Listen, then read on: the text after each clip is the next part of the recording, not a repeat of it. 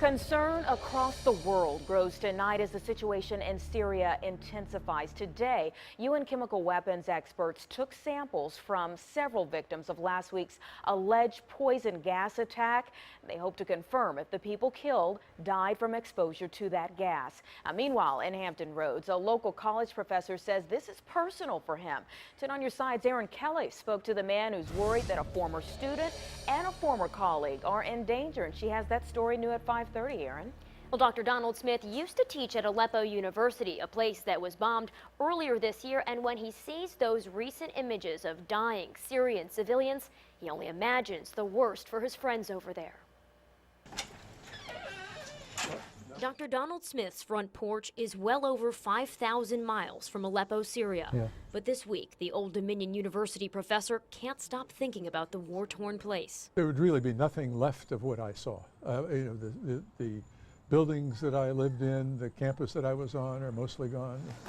Smith taught at the University of Aleppo with other ODU professors as part of a grant program in the early 90s.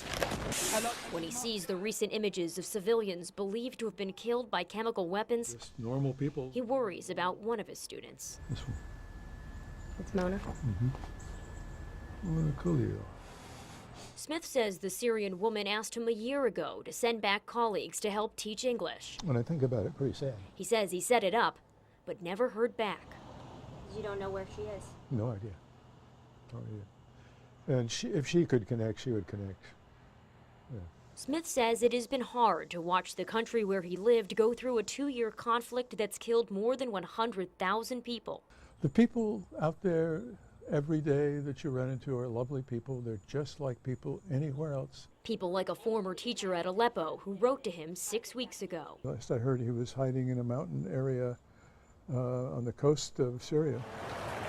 As the U.S. and others consider taking military action against the Syrian government, Smith says there is no clear answer. There are no easy solutions to the problem. Whatever we do will kill more people. It's just chaos, and it's very hard to imagine.